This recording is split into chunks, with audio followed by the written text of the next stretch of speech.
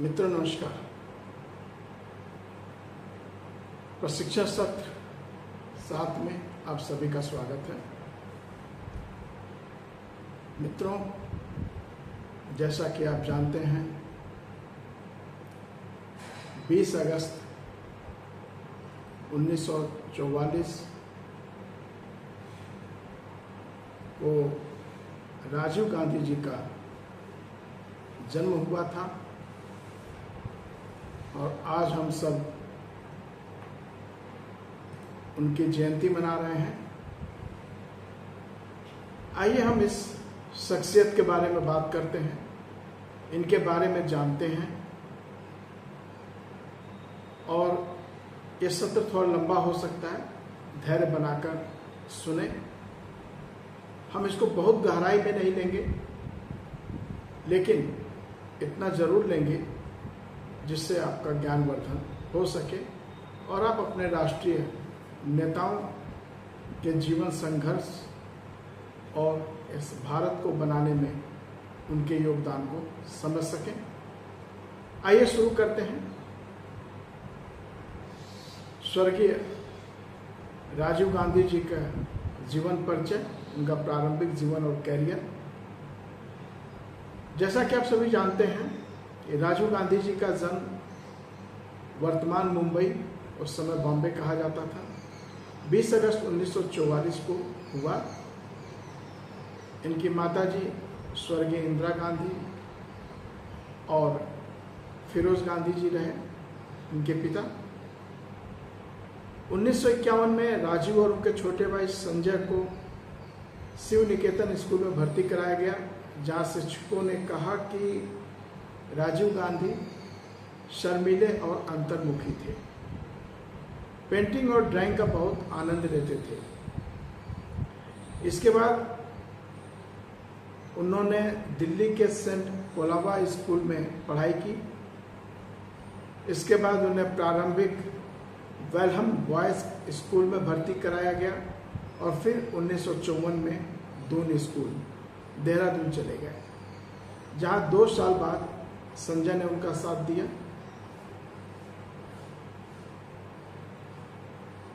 दून में राजीव गांधी के सीनियर मणिशंकर अय्यर थे, जो बाद में उनके आंतरिक सर्कल में एक प्रमुख सदस्य बन गए।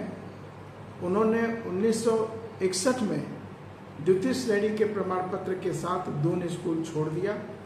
रसायन विज्ञान में पास मार्क के अलावा अपने अंतिम विषयों में अच्छा प्रदर्शन किया। केमिस्ट्री की थोड़ी वीक थी। दून में राजीव गांधी के अंतिम वर्ष के दौरान उनकी मां श्रीमती इंदिरा गांधी और लंदन में भारतीय उच्च आयोग में वैज्ञानिक अतासे अल्बर्ट डी रोजारियो ने कैम्ब्रिज विश्वविद्यालय में उनके आवेदन की व्यवस्था की। डी रोजारियो, जो गांधी के पिता फिरोज के कॉलेज के सहपाठी थे, ने सिफारिश की कि गांधी को इंजीनियरिंग की पढ़ाई करनी चाहिए और कैम्ब्रिज के ट्रिनिटी कॉलेज के वरिष्ठ शिक्षक मार्क प्रायर से मुलाकात की। प्रायर ने राजीव के लिए ट्रिनिटी में सशर्त प्रवेश की व्यवस्था की, जो स्वीकार्य अंकों के साथ मैकेनिकल साइंसेज योग्यता MSQ परीक्षा उत्तीर्ण करने पर निर्भर था।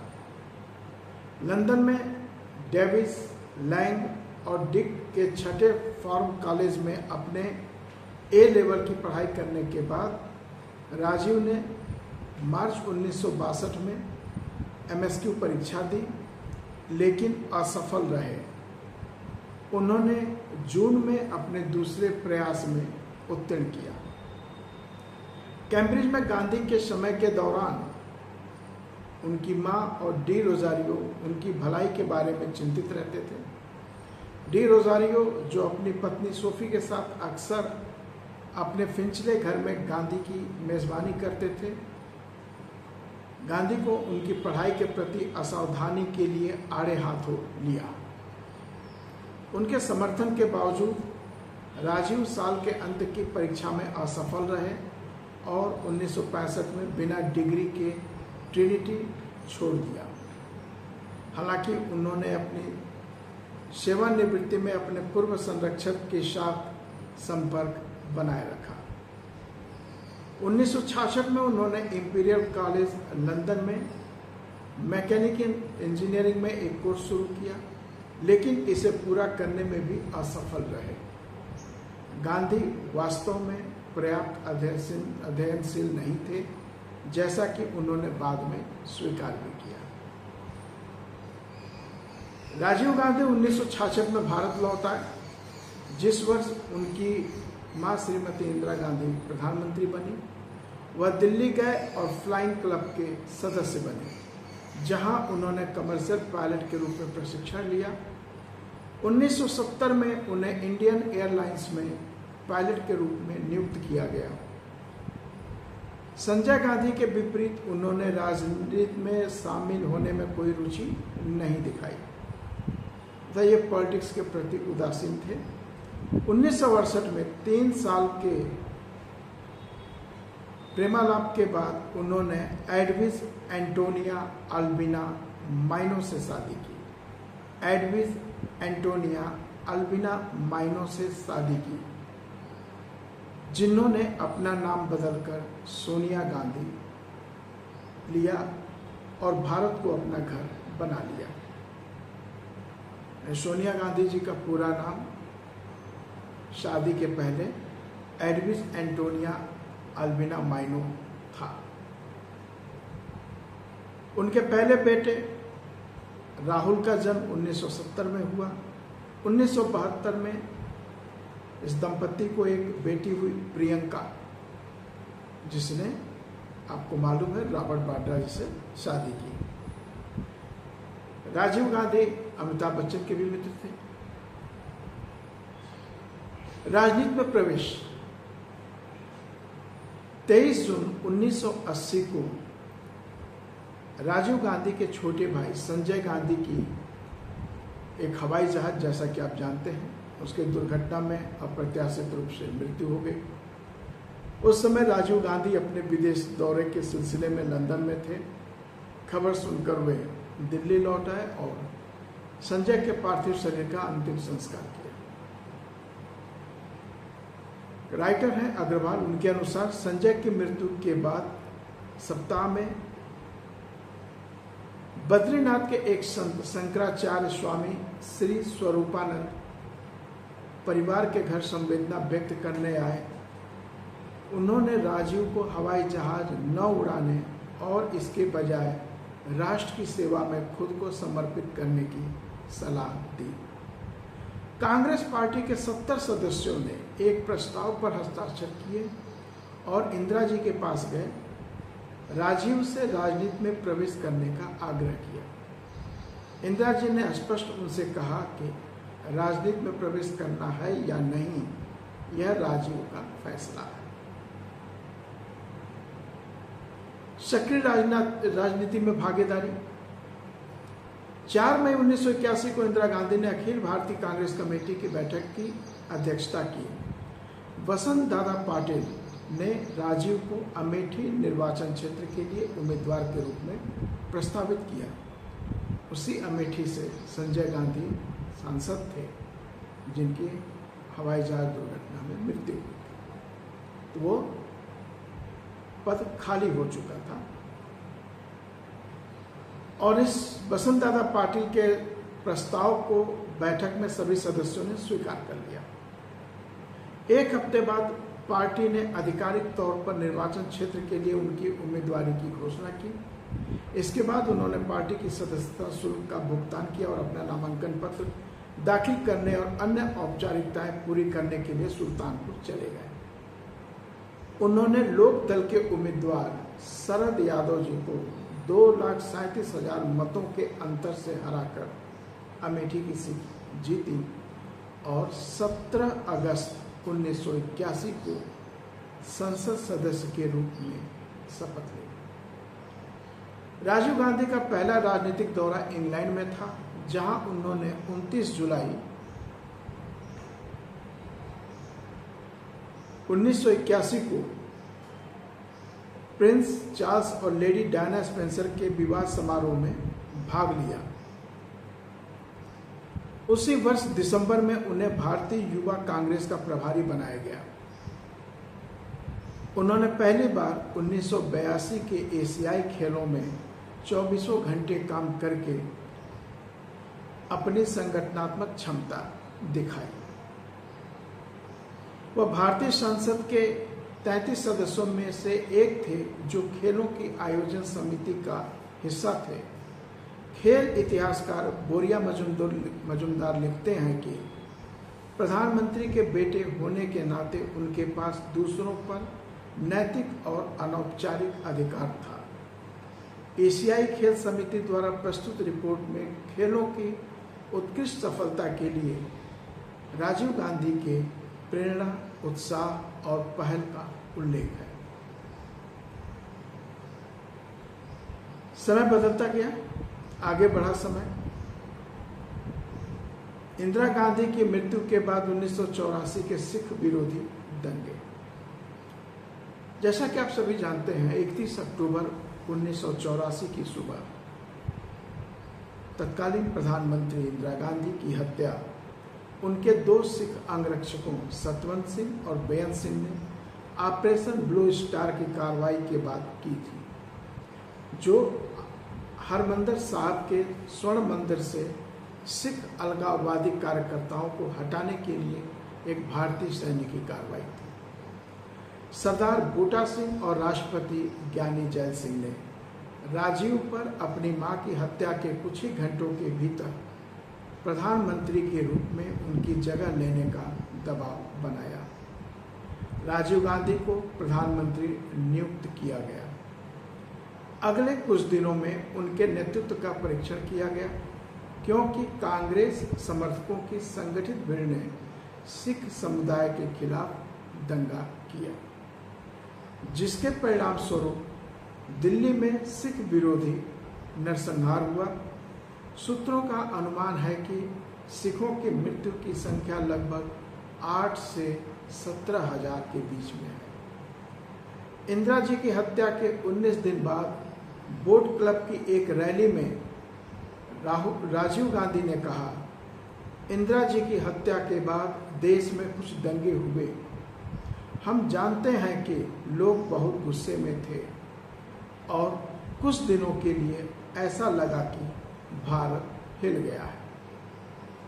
लेकिन जब एक शक्तिशाली पेड़ गिरता है तो यह स्वाभाविक है कि उसके आसपास की धरती थोड़ी हिलती है। वेरेंडर ग्रोवर के अनुसार राजीव गांधी द्वारा दिया गया बयान दंगों का वस्तुतः औचित्य था। कांग्रेस नेता मणिशंकर अय्यर ने लिखा, क्या यह सामूहिक हत्या के लिए उकसावा था? उन्होंने भीड़ को संभालने के लिए मेरठ से सेना लाने में राजीव गांधी की अनिच्छा के लिए भी आलोचना की। किसने? मणिशंकर अय्यर जी ने। हालांकि इनका जो यह बयान था, इसकी काफी आलोचना हुई थी। भारत के प्रधानमंत्री। भारतीय राजनीति को राजीव गांधी के रूप में अब तक का सबसे युवा प्रधानमंत्री मिला। मात्र 40 साल की उम्र थी उनकी। इस घटना ने दुनिया भर का ध्यान अपनी ओर खींचा।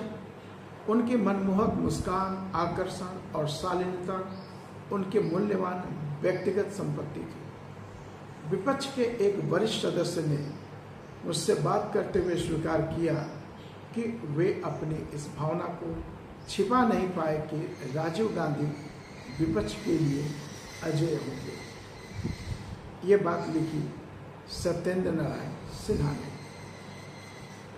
पदभार ग्रहण करने के तुरंत बाद गांधी ने राष्ट्रपति ज्ञानी जैल सिंह से संसद को भंग करने और नए चुनाव कराने के लिए कहा, क्योंकि लोकसभा ने अपना 5 साल का कार्यकाल पूरा कर लिया था।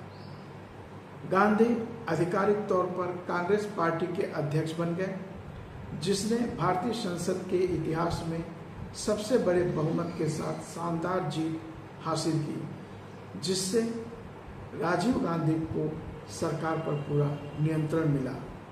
उन्हें अपनी युवावस्था और भ्रष्ट राजनीति में पृष्ठभूमि से मुक्त होने की सामान्य धारणा का लाभ मिला। राजीव गांधी ने 31 दिसंबर 1984 को शपथ ली। 40 साल की उम्र में वे भारत के सबसे कम उम्र के प्रधानमंत्री थे। इतिहासकार मीना अग्रवाल लिखती हैं कि प्रधानमंत्री पद की शपथ लेने के बाद भी वे अपेक्षाकृत अज्ञात व्यक्ति थे। राजनीति में नौशी किया क्योंकि उन्होंने 3 साल तक सांसद रहने के बाद पद ग्रहण किया था। कैबिनेट मंत्री के रूप में राजीव गांधी जी के करीबी लोगों को दून कैबिनेट या डॉस्को माफिया का नाम दिया गया क्योंकि इसमें उनके दून स्कूल के कई परिचित शामिल थे। प्रधानमंत्री के रूप में शपथ लेने के बाद गांधी ने अपने 14 सदस्यीय मंत्रिमंडल की नियुक्ति की। उन्होंने कहा कि वह उनके प्रदर्शन की निगरानी करेंगे और उन मंत्रियों को निकाल देंगे जो लक्ष्य पर खरे नहीं उतरेंगे। तीसरे इंदिरा गांधी मंत्रालय से उन्होंने 2 शक्तिशाली हस्तियों को हटा दिया, वित्त मंत्री प्रणब मुखर्जी और रेल मंत्री एबीए गनी खान चौधरी। मोहसिना किदवई रेल मंत्री बनी। वह कैबिनेट में एकमात्र महिला थी। पूर्व गृह मंत्री पीवी नरसिम्हा राव को रक्षा का प्रभार सौंपा गया। वीपी सिंह, जिन्हें शुरू में वित्त मंत्री के रूप में नियुक्त किया गया था, उनको 1987 में रक्षा मंत्रालय दिया गया था। प्रधानमंत्री के रूप में अपने कार्यकाल के दौरान राजीव जी ने अक्सर अपने कैबिनेट मंत्रियों में फेरबदल किए, जिसकी इंडिया टुडे पत्रिका ने आलोचना की। इसने इसे भ्रम का पहिया कहा। पश्चिम बंगाल के मुख्यमंत्री ज्योति बसु ने कहा, मंत्रिमंडल परिवर्तन केंद्र में कांग्रेस आई सरकार की अस्थिरता को दिखाता है। राजीव ने पर्यावरण, वन और जलवायु परिवर्तन मंत्रालय का प्रशासन और निर्माण भी किया। पर्यावरण, वन और जलवायु परिवर्तन मंत्रालय। डॉस्को माफिया या दून कैबिनेट जो कहा गया, तो उसमें दून स्कूल के पूर्व छात्र राजीव गांधी ने अपने प्रशासन में कई पुराने छात्रों को नियुक्त करने के लिए मीडिया ने आलोचना की। उनके करीबी लोगों को दून कैबिनेट या डॉस्को माफिया का नाम दिया गया। वाशिंगटन पोस्ट ने रिपोर्ट किया, इन दिनों दिल्ली में प्रचलित मुहावरा यह है कि दून स्कूल भारत चलाता है, लेकिन यह एक जटिल अराजक देश के लिए बहुत सरल विश्लेषण है, जिसमें प्रभाव के कई प्रतिस्पर्धी क्षेत्र हैं।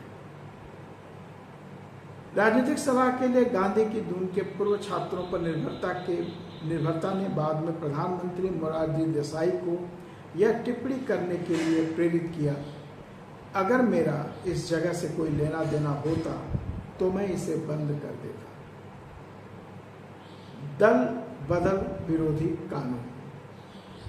प्रधानमंत्री के रूप में राजीव गांधी जी की पहली कार्रवाई जनवरी 1985 में दल बदल विरोधी कानून पारित करना था। इस कानून के अनुसार संसद या विधानसभा का कोई निर्वाचित सदस्य अगले चुनाव तक विपक्षी पार्टी में शामिल नहीं हो सकता था। इतिहासकार मनीष तेलिकिचेरलाचारी इसे मंत्रियों के भ्रष्टाचार, रिश्वतखोरी पर अंकुश लगाने का एक उपाय बताते हैं, ताकि वे दल बदल कर बहुमत हासिल कर सकें। 1980 के दशक के दौरान कई ऐसे दल बदल हुए जब कांग्रेस पार्टी के निर्वाचित नेता विपक्षी दलों में शामिल हो गए। 1985 कांग्रेस संदेश यात्रा।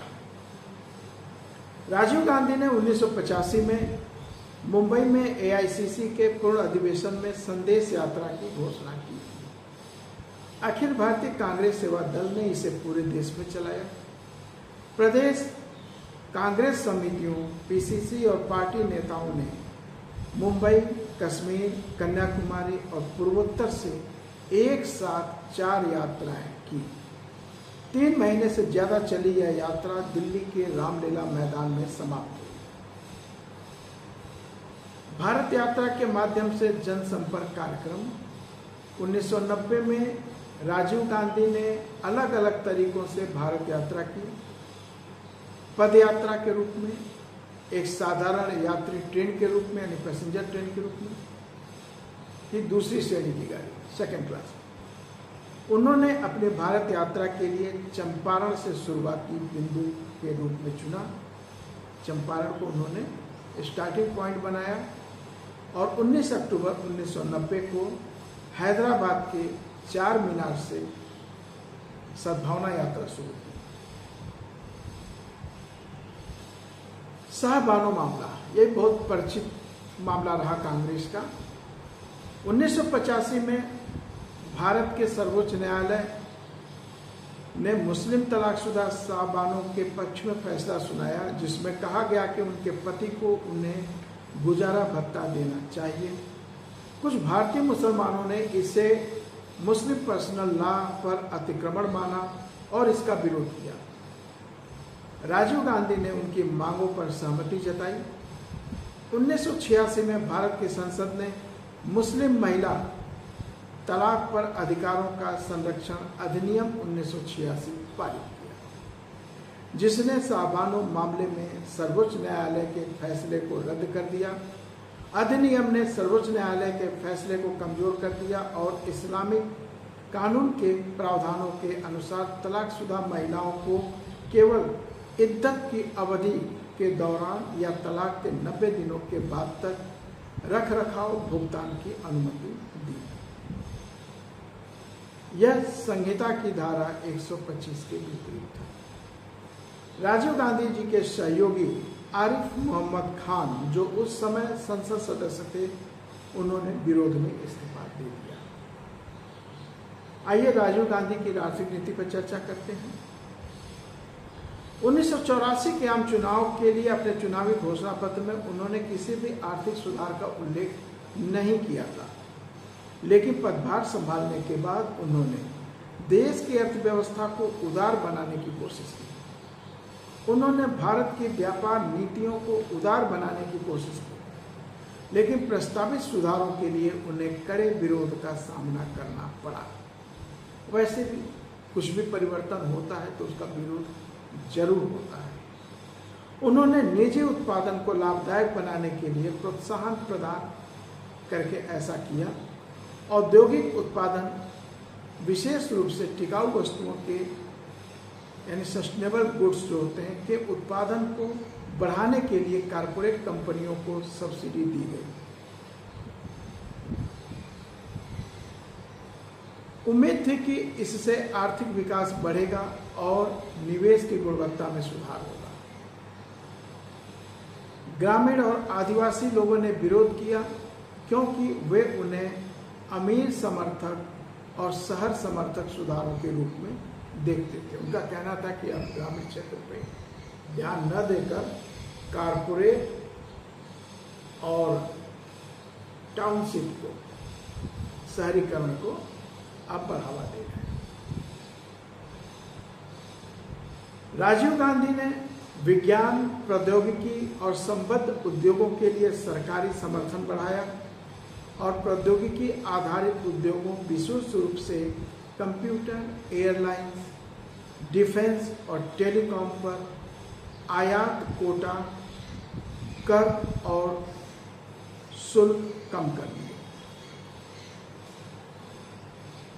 1986 में उन्होंने भारत भर में उच्च शिक्षा कार्यक्रमों को आधुनिक बनाने और विस्तार करने के लिए शिक्षा पर एक राष्ट्रीय नीति की घोषणा की। 1986 में उन्होंने जवाहर नवोदय विद्यालय प्रणाली की स्थापना की, जो एक केंद्र सरकार आधारित शिक्षा संस्थान है। ग्रामीण आबादी को कक्षा 6 से 12 तक मुफ्त आवासीय शिक्षा प्रदान करता है।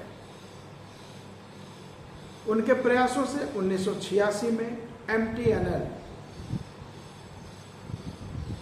का निर्माण हुआ। उनके सार्वजनिक कार्यालय, जिसको PCO कहा जाता है, पब्लिक कॉल ऑफिस के रूप में जाना जाता है, ग्रामीण क्षेत्रों में टेलीफोन नेटवर्क विकसित करने में मदद की। उन्होंने 1990 के बाद लाइसेंस राज को काफी कम करने के उपाय पेश किए जब ये विपक्ष में आ गए थे। राजीव जी की विदेश नीति। भारतीय विदेश नीति के विद्वान और कांग्रेस पार्टी के विचारक रेजाउल करीम लश्कर के अनुसार राजीव गांधी की नई विश्व व्यवस्था के लिए दृष्टि भारत के अग्रिम पंक्ति में स्थान पर निर्धारित हुई। लश्कर के अनुसार राजीव गांधी की विदेश नीति का संपूर्ण दायरा भारत को मजबूत, स्वतंत्र, आत्मनिर्भर और दुनिया के देशों की अग्रिम पंक्ति में बनाने की दिशा में था। यानी राजीव गांधी की जो विदेश नीति थी वह भारत को मजबूत, स्वतंत्र, आत्मनिर्भर और दुनिया के देशों की अगली कतार में खड़ा करना था। लश्कर के अनुसार राजीव गांधी की कूटनीति उचित रूप से संतुलित थी ताकि आवश्यकता पड़ने पर समझौतापूर्ण और मिलनसार हो और अवसर की मांग होने पर मुखर भी हो सके, ऐसी उनकी कूटनीति थी।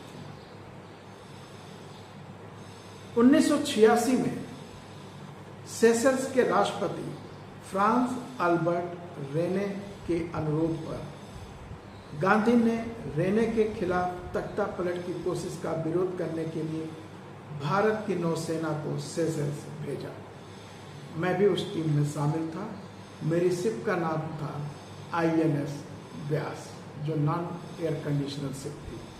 वो एंटी सबमरीन वारफेयर शिप थी। भारत के हस्तक्षेप से तख्ता पलट टल गया। इस मिशन को ऑपरेशन फ्लावर्स और ब्लूमिंग दिया गया था। ऑपरेशन फ्लावर्स और ब्लूमिंग, फूल खिल रहे हैं, फ्लावर्स और ब्लूमिंग, इस ऑपरेशन का नाम दिया गया था। 1987 में भारत ने ऑपरेशन राजीव जीतने के बाद भारत पाकिस्तान सीमा के विवादित सियाचिन क्षेत्र में कायद पोस्ट पर फिर से कब्जा कर लिया। 1988 के मालदीव तख्ता पलट में मालदीव के राष्ट्रपति ममून अब्दुल गयूम ने गांधी से मदद मांगी। उन्होंने 1500 सैनिक भेजे और तख्ता पलट को दबा दिया गया। ये मेरा सौभाग्य था कि मैं इस ऑपरेशन में भी सम्मिलित था। उस समय मेरे शिप का नाम था INS गोमती। यह anti aircraft missile, anti submarine warfare ship थी। मालदीव और सेशल्स दोनों ऑपरेशन हमने किए। ऑपरेशन तो नेवी में रहते हुए बहुत सारे हुए, जिसमें ऑपरेशन ब्रास्ट एक्सरसाइज थी, ब्रास्ट टैग। गुरुवार 9 जून 1988 को मुख्यालय न्यूयॉर्क में आयोजित संयुक्त राष्ट्र महासभा के 15वें विशेष सत्र में राजीव गांधी ने परमाणु हथियार मुक्त विश्व पर अपने विचार व्यक्त किए, जिसे परमाणु हथियार मुक्त और अहिंसक विश्व व्यवस्था की शुरुआत के लिए कार्य योजना के माध्यम से साकार किया जाना था। उन्होंने कहा, अफसोस, परमाणु हथियार सामूहिक विनाश के एकमात्र हथियार नहीं है। जीवन विज्ञान में नया ज्ञान उत्पन्न हो रहा है। इन विकासों के सैन्य अनुप्रयोग जैविक हथियारों के सैन्य उपयोग के विरुद्ध मौजूदा सम्मेलन को तेजी से कमजोर कर सकते हैं।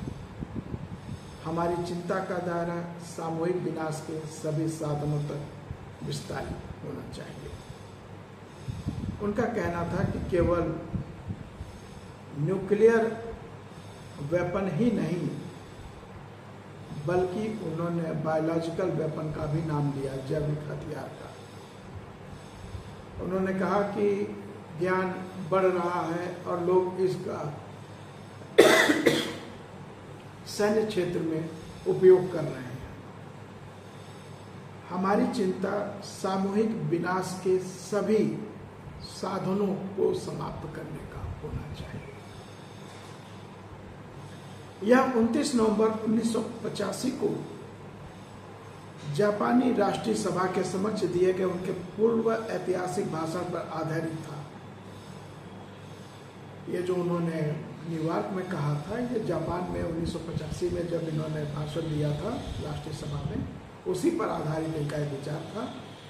और जापान में उन्होंने क्या कहा था, आइए हम उन मानसिक विभाजनों को हटा दें जो शांति और समृद्धि में एक साथ जुड़े मानव परिवार के उत्कृष्ट दृष्टि को बाधित करते हैं। बुद्ध का करुणा का संदेश हमारे युग में मानव अस्तित्व की मूल शर्त है। हाल ही में परमाणु आपूर्तिकर्ता समूह में प्रवेश करने के भारत के असफल प्रयास ने उनकी परमाणु अप्रसार नीति को सार्वभौमिक निरस्त्रीकरण से जोड़ने की बात को प्रतिध्वनित किया, जिसे विश्व परमाणु संघ मान्यता देने से इनकार करता था। भारत द्वारा परमाणु अप्रसार को अनिवार्य रूप से संयुक्त राष्ट्र अमेरिका, रूस, यूनाइटेड किंगडम, फ्रांस और चीन जैसी बड़ी परमाणु शक्तियों के शस्त्र नियंत्रण व्यवस्था के एक हथियार के रूप में देखा जाता है। पाकिस्तान। फरवरी 1987 में पाकिस्तानी राष्ट्रपति जिया उल हक दिल्ली आए, जहां उन्होंने राजस्थान और पंजाब की सीमाओं पर भारतीय सेना के नियमित सैन्याभ्यास पर चर्चा करने के लिए गांधी से मुलाकात की। गांधी ने दिसंबर 1988 में इस्लामाबाद का दौरा किया और पाकिस्तान की नई प्रधानमंत्री बेनजीर भुट्टो से मुलाकात कर 1972 के शिमला समझौते की पुष्टि की। श्रीलंका बहुत इम्पोर्टेंट। श्रीलंका में गृह युद्ध की शुरुआत Liberation Tigers of Tamil Eelam लिट्टे के साथ हुई, जो श्रीलंका में एक स्वतंत्र तमिल राज्य की मांग कर रहा था। गांधी ने 1986 में सार्क बैठक में श्रीलंका के प्रधानमंत्री रणसिंगे प्रेमदासा के साथ इस मामले पर चर्चा की। उस वर्ष श्रीलंकाई सेना ने जाफना के तमिल बहुल जिले की नाकाबंदी कर दी थी। गांधी ने पैराशूट द्वारा क्षेत्र में राहत सामग्री गिराने का आदेश दिया, क्योंकि श्रीलंकाई नौसेना ने भारतीय नौसेना को प्रवेश करने की अनुमति नहीं दी थी। जुलाई 1987 में गांधी ने भारत श्रीलंका समझौते पर हस्ताक्षर किए। समझौते में तमिल बहुल क्षेत्रों में सत्ता के हस्तांतरण की परिकल्पना की गई, लिट्टे को भंग कर दिया गया और तमिल को श्रीलंका की आधिकारिक भाषा के रूप में नामित किया गया। गांधी ने कहा, भारत सरकार का मानना है कि कुछ समस्याओं और देरी के बावजूद, जिनमें से कई का पूर्वानुमान तो था, लेकिन इस परिमाण और जटिलता के मुद्दे के समाधान में अपरिहार्य थे।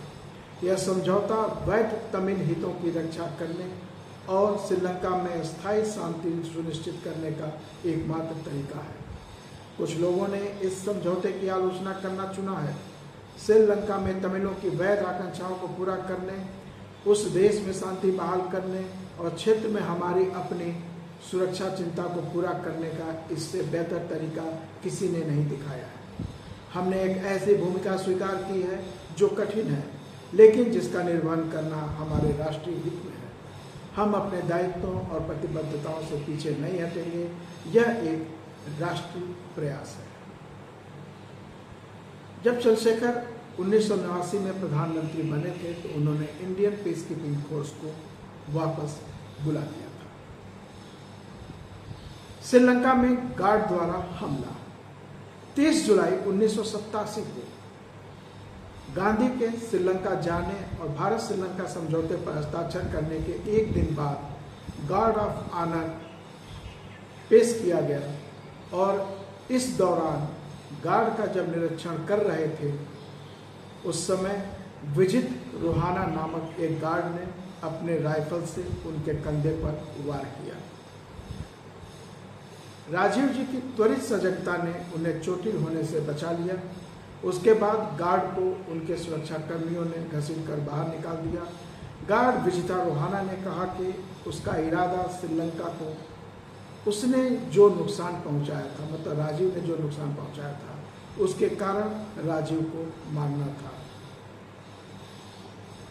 विस्था रोहाना को 2 साल की कैद हुई थी और साथ ही हमले के लिए 6 महीने की सजा। राजीव गांधी ने बाद में इस घटना के बारे में कहा, जब मैं गार्ड ऑफ ऑनर का निरीक्षण कर रहा था और एक व्यक्ति के पास से गुजर रहा था तो मैंने अपने आंख के कोने से कुछ हरकत देखी। मैं एक रिफ्लेक्स एक्शन में थोड़ा नीचे झुका। मेरे झुकने से वह मेरा सिर चूक गया और वार का सबसे बड़ा हिस्सा मेरे बाएं कान के नीचे कंधे पर आया। इसका मतलब विजित रोहाना उनके सर पे अपने राइफल के बट से वार करना चाहता। क्षेत्रीय मुद्दे। पंजाब। पदभार संभालने के तुरंत बाद गांधी ने अकाली दल के नेताओं को रिहा कर दिया जो इंदिरा गांधी के प्रधानमंत्रित्व काल के दौरान 1984 के ऑपरेशन ब्लू स्टार के बाद से जेल में बंद थे। All India Sikh student federation पर प्रतिबंध हटा दिया और 1984 के सिख विरोधी दंगों की जांच दर्ज की। उन्होंने पंजाब की समस्या का समाधान खोजने के लिए अकाली दल के वरिष्ठ नेताओं के साथ एक बंद कमरे में बैठक भी की। अकाली विरोध के बावजूद जनवरी 1985 में राजीव जी ने अकाली नेता HS लोंगोवाल के साथ राजीव लोंगोवाल समझौते पर हस्ताक्षर किए। पंजाब का राज्य विधानसभा चुनाव सितंबर 1985 में निर्धारित किया गया था, लेकिन लोंगोवाल की मृत्यु हो गई और उनकी जगह सुरजीत सिंह बरनाला ने सरकार बनाई। 2 साल बाद 1987 में बरनाला ने कानून और व्यवस्था टूटने के कारण अपने कार्यालय से इस्तीफा दे दिया, जिससे राज्य में राष्ट्रपति शासन लागू हो गया। मई 1988 में राजीव जी ने अमृतसर में स्वर्ण मंदिर को हथियारों और बंदूकधारियों से मुक्त करने के लिए ऑपरेशन ब्लैक थंडर शुरू किया। Operation black thunder. National security guard NSG और स्पेशल एक्शन ग्रुप SAG नामक 2 समूह बनाए गए। उन्होंने मंदिर को 10 दिनों की घेराबंदी में घेर लिया, जिसके दौरान चरमपंथियों के हथियार जब्त कर लिए गए। कांग्रेस नेता आनंद शर्मा ने कहा, ऑपरेशन ब्लैक थंडर ने पंजाब में शांति लाने के लिए राजीव गांधी की सरकार की दृढ़ इच्छा शक्ति को प्रभावी ढंग से प्रदर्शित किया है। पूर्वोत्तर भारत। राजीव के प्रधानमंत्रित्व काल में पूर्वोत्तर भारत में उग्रवाद में वृद्धि हुई। मिजो नेशनल फ्रंट ने मिजोरम की स्वतंत्रता की मांग की। 1987 में गांधी ने इस समस्या का समाधान किया। मिजोरम और अरुणाचल प्रदेश को राज्यों का दर्जा दिया गया, जो पहले केंद्र शासित राज्य थे। गांधी ने असम आंदोलन को भी समाप्त कर दिया, जो असमिया लोगों द्वारा बांग्लादेशी मुसलमानों के कथित अवैध प्रवास और अन्य बंगालियों के उनके राज्य में अप्रवासन के विरोध में शुरू किया गया था, जिसने असमियों को वहां अल्पसंख्यक बना दिया था। उन्होंने 15 अगस्त 1985 को असम समझौते पर हस्ताक्षर किए। समझौते के अनुसार 1951 और 1961 के बीच राज्य में आए विदेशियों को पूर्ण नागरिकता दी गई, लेकिन 1961 और 1971 के बीच वहां पहुंचने वालों को अगले 10 वर्षों तक वोट देने का अधिकार नहीं मिला। तकनीकी टेक्नोलॉजी में क्या था उनका योगदान? राजीव गांधी ने पूर्व रॉकवेल इंटरनेशनल के कार्यकारी सैम पित्रोदा को सार्वजनिक सूचना बुनियादी ढांचे और नवाचार पर अपने सलाहकार के रूप में नियुक्त किया। गांधी के कार्यकाल के दौरान सार्वजनिक क्षेत्र की दूरसंचार कंपनियां MTNL और VSNL विदेश सेवा निगम लिमिटेड का विकास हुआ। पित्रोदा के अनुसार दूरसंचार सेवाओं के प्रसार की अपनी योजना को छोड़ने के लिए बहुराष्ट्रीय कंपनियों के दबाव का विरोध करने की गांधी की क्षमता भारत के विकास में एक महत्वपूर्ण कारक रही है। समाचार वेबसाइट वन इंडिया के अनुसार लगभग 20 साल पहले टेलीफोन को अमीरों के इस्तेमाल की चीज माना जाता था, लेकिन इसे ग्रामीण जनता तक ले जाने का श्रेय राजीव गांधी को जाता है। सैम पित्रोदा ने यह भी कहा कि भारत के टेलीफोन नेटवर्क का विस्तार करने की उनकी योजना गांधी के राजनीतिक समर्थन के कारण सफल हुई। पित्रोदा के अनुसार कुछ टिप्पणीकारों के अनुसार सूचना प्रौद्योगिकी इंफॉर्मेशन टेक्नोलॉजी क्रांति का बीज भी राजीव गांधी के समय में ही बोया गया था।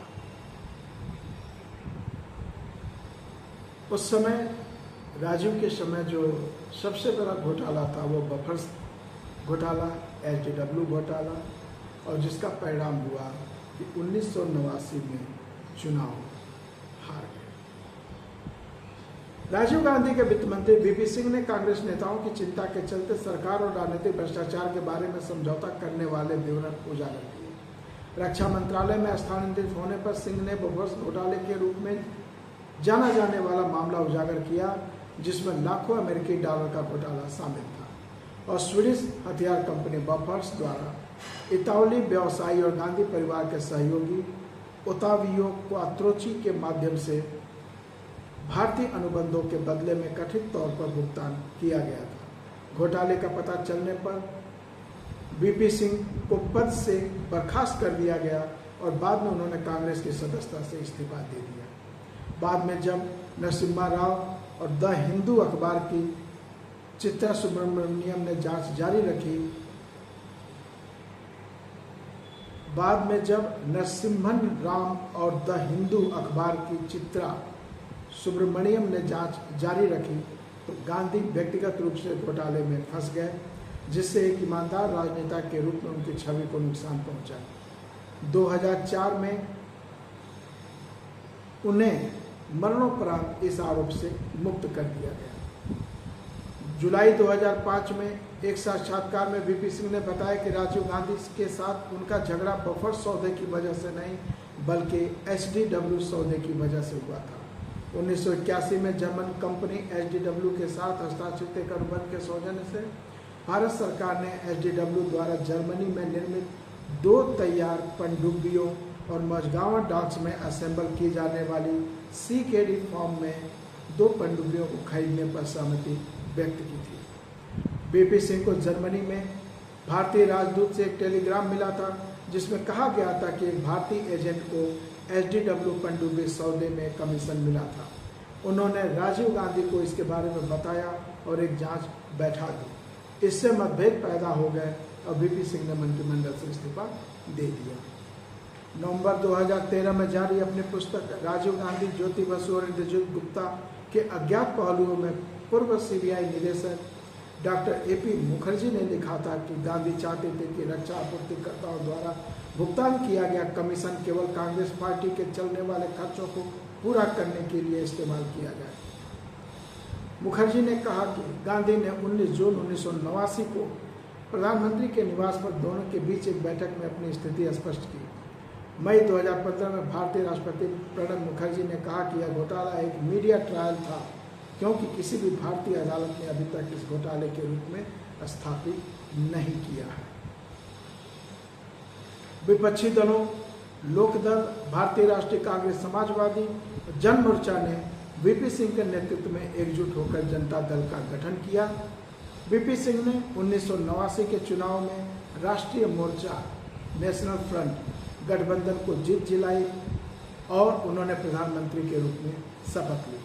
हालांकि गठबंधन ने कांग्रेस की 197 सीटों की तुलना में 143 सीटें ही जीती थी, लेकिन अटल बिहारी वाजपेयी और लाल कृष्ण आडवाणी के नेतृत्व में भारतीय जनता पार्टी और भारतीय कम्युनिस्ट पार्टी मार्क्सवादी और भारतीय कम्युनिस्ट पार्टी जैसे वामपंथी दलों के बाहरी समर्थन के माध्यम से संसद के निचले सदन में बहुमत हासिल किया।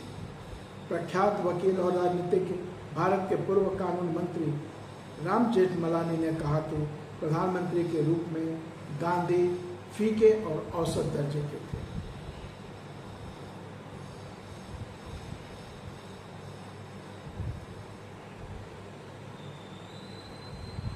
काले धन का आरोप। नवंबर 1991 में स्वेजर स्टेट पत्रिका ने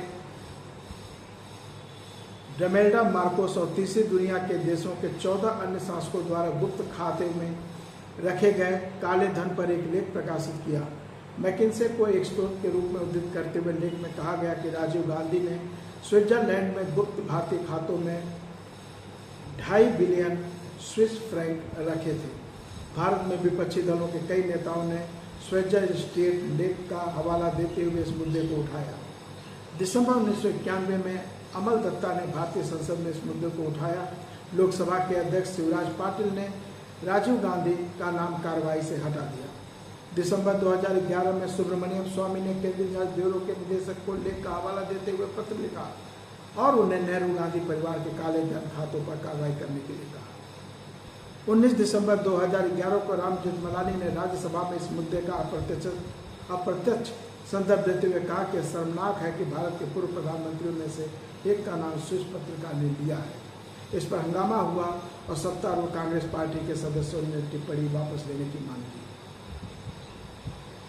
रूसी केजीबी गुप्त पुलिस से धन प्राप्त करना। 1992 में भारतीय समाचार पत्र टाइम्स ऑफ इंडिया और द हिंदू ने रिपोर्ट प्रकाशित की, जिसमें आरोप लगाया गया कि राजीव गांधी को केजीबी से धन प्राप्त हुआ था। रूसी सरकार ने इस खुलासे की पुष्टि की और सोवियत वैचारिक हित के लिए भुगतान को आवश्यक बताया। अपनी 1994 की पुस्तक the state with in A state में पत्रकार योगेनिया अल्बर्ट्स और कैथरीन फिट्जपैट्रिक ने 1980 के दशक में केजीबी के प्रमुख विक्टर चेब्रिकोव द्वारा हस्ताक्षरित एक पत्र का हवाला दिया। पत्र में कहा गया है कि केजीबी ने गांधी के साथ संपर्क बनाए रखा, जिन्होंने एक नियंत्रित फर्म के वाणिज्यिक सौदों से अपने परिवार को होने वाले लाभों के लिए केजीबी के प्रति आभार व्यक्त किया। इस चैनल से प्राप्त धन का एक बड़ा हिस्सा उनकी पार्टी का समर्थन करने के लिए इस्तेमाल किया गया था। अल्बर्ट्स ने बाद में कहा कि दिसंबर 1985 भुगतान एक प्रस्ताव द्वारा अधिकृत थे और यूएसएसआर मंत्रिपरिषद द्वारा समर्थित थे और 1971 में भुगतान किया जा रहा 1971 से भुगतान किया जा रहा था। दिसंबर 2001 में सुब्रमण्यम स्वामी ने दिल्ली उच्च न्यायालय में एक रिट याचिका दाखिल की। अदालत ने मई 2002 में सीबीआई के आरोपों की सच्चाई का पता लगाने का आदेश दिया। 2 साल बाद सीबीआई ने अदालत को बताया कि रूस पंजीकृत एफआईआर के बिना ऐसे प्रश्नों पर विचार नहीं करेगा। हत्या। राजीव गांधी की आखिरी सार्वजनिक सभा 21 मई 1991 को श्री पेरम्बदूर में हुई थी, जो मद्रास वर्तमान चेन्नई से लगभग 40 किलोमीटर दूर एक गांव है, जहां श्री पेरम्बदूर लोकसभा कांग्रेस उम्मीदवार के लिए प्रचार करते समय उनकी हत्या कर दी गई। रात 10:10 पर एक महिला, जिसकी पहचान बाद में थेनमोझी राजरत्न के रूप में हुई, जो लिबरेशन टाइगर्स ऑफ तमिल इलम की सदस्य थी, सार्वजनिक रूप से गांधी के पास आई और उनका अभिवादन किया। फिर वह उनके पैर छूने के लिए नीचे झुकी और अपनी ड्रेस के नीचे रखी 700 ग्राम यानी 1.5 पाउंड आरडीएक्स विस्फोटक से लदी एक बेल्ट में विस्फोट कर दिया। विस्फोट में गांधी, राजरत्नम और कम से कम 14 अन्य लोग मारे गए। हत्या की घटना को एक 21 वर्षीय स्थानीय फोटोग्राफर ने कैद किया, जिसका कैमरा और फिल्म घटना स्थल पर मिली। हरिबाबू नाम के कैमरामैन की विस्फोट में मृत्यु हो गई, लेकिन कैमरा बरकरार रहा। गांधी के क्षत विक्षत शरीर को पोस्टमार्टम, पुनर्निर्माण और शव संरक्षण के लिए नई दिल्ली स्थित अखिल भारतीय आयुर्विज्ञान संस्थान में ले जाया गया। 24 मई 1991 को राजीव जी के लिए राजकीय अंतिम संस्कार किया गया। इसका सीधा प्रसारण किया गया और इसमें 60 से अधिक देशों के गणमान्य लोगों ने भाग लिया। उनका अंतिम संस्कार यमुना नदी के तट पर वीर भूमि पर, जहां उनकी मां इंदिरा गांधी, भाई संजय गांधी और नाना जवाहरलाल नेहरू के समाधि स्थलों के पास किया गया।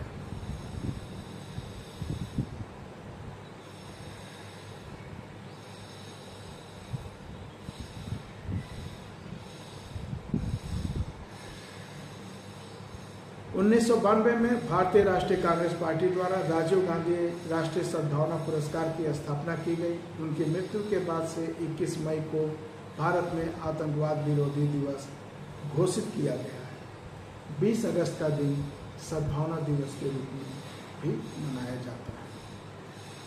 मित्रों, ये संक्षिप्त जीवन परिचय हमारे राष्ट्रीय नेता, पूर्व प्रधानमंत्री स्वर्गीय राजीव गांधी जी का रहा। आशा है आप इनके बारे में जान गए होंगे।